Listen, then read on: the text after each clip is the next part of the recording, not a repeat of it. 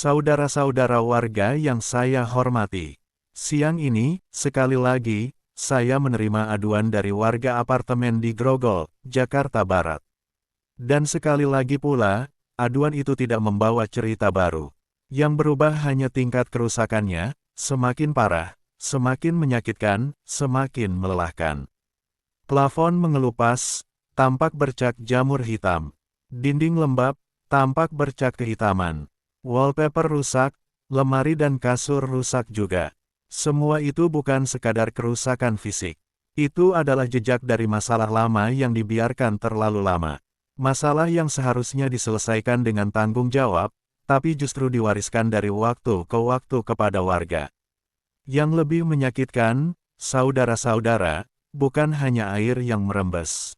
Yang merembes adalah ketidakadilan. Alih-alih melakukan penelusuran teknis yang jujur dan menyeluruh, warga justru dipertemukan dalam konflik. Tetangga atas dan bawah saling ditunjuk, saling disalahkan, saling curiga, seolah-olah sumber masalahnya adalah individu, bukan struktur bangunan yang retak, sambung-menyambung, dan menjalar ke banyak lantai.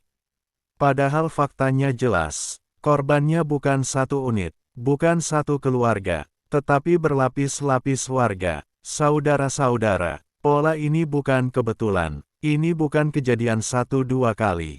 Warga mengadu, secara lisan, berulang kali. Namun apa yang didapat? Tidak ada prosedur yang jelas. Tidak ada tenggat waktu perbaikan.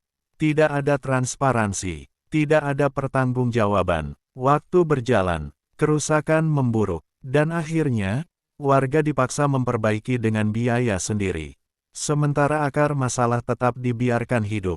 Masalah ini bukan semata-mata soal pipa, beton, atau air. Ini adalah masalah struktural. Banyak warga tidak tahu harus melapor kemana. Tidak paham jalur birokrasi resmi. Tidak mengerti hak hukumnya sendiri sebagai pemilik dan penghuni rumah susun. Ketidaktahuan inilah yang menciptakan ketergantungan. Dan ketergantungan inilah yang melahirkan relasi timpang. Relasi yang rawan disalahgunakan. Akibatnya, apa yang terjadi?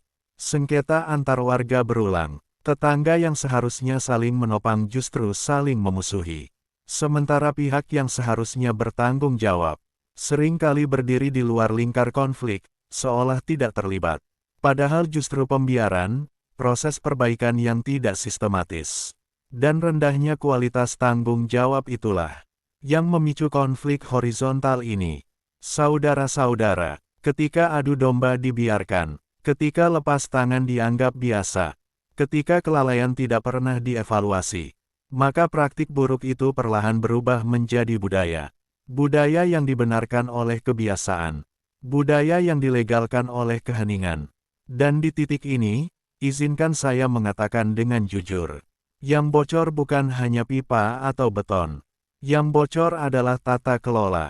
Yang runtuh bukan hanya dinding, tetapi kepercayaan warga. FPWRSI berdiri untuk menghentikan perpecahan warga.